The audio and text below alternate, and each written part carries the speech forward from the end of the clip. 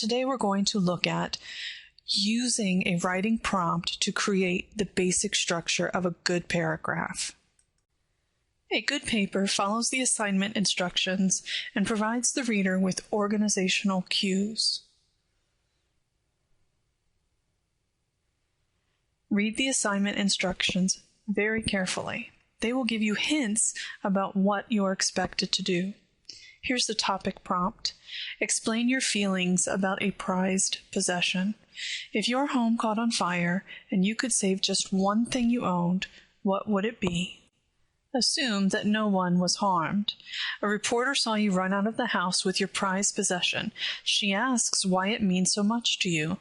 Give her 3 main reasons why the possession is worth saving.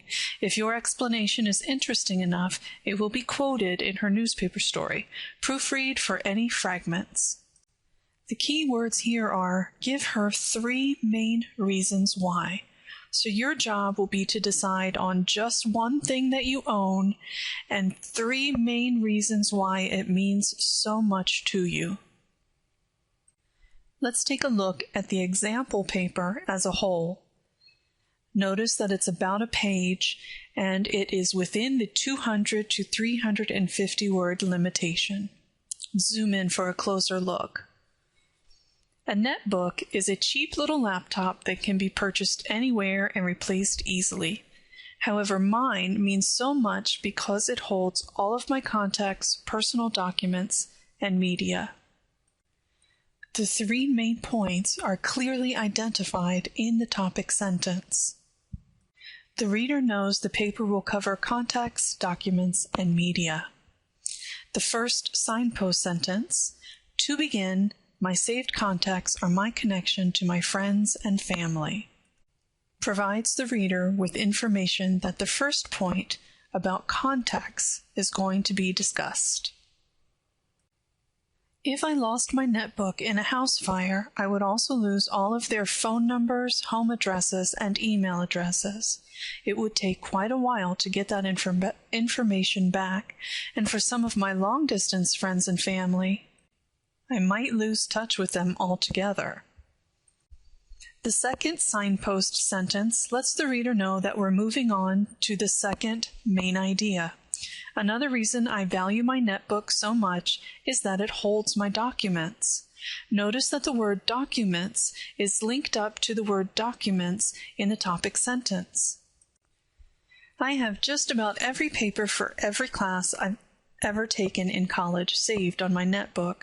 That has to be about 500 papers that I can draw ideas from for future classes. I have also scanned in receipts of warranted purchases like my new dishwasher from Lowe's and directions to places I like to go but do not often get a chance, like the Lowry Park Zoo. The third signpost sentence reminds the reader of what's been discussed while also referring to what's coming up. Just as important as the contacts and documents is the media stored on my netbook. The word media refers back to the word media in the topic sentence. I have put a lot of time into building my media library, and I would hate to see that go to waste by losing my netbook in a fire. To illustrate, I spent several weekends in a row scanning family photographs and cleaning up the older pictures with photo software. I have also worked on organizing my music files for what feels like a year now. The last 2 sentences here provide the conclusion. Although it may not be sentimental, my netbook is my most prized possession. Notice that the actual words from the prompt are used. The final sentence here refers back to the topic sentence and reminds us of the 3 main points, but using different words. It helps keep me in touch with family and friends, stores all of my important documents, and provides me with hours of entertainment. The term family and friends refers to contacts, my important documents refers obviously to documents, and hours of entertainment refers back to media. You can write a great paper by reading the assignment instructions carefully and using words from the prompt to create strong topic sentences, signpost sentences, and a concluding sentence. Thank you for viewing this podcast. For additional information on the same topic, check out our podcast on example number 2.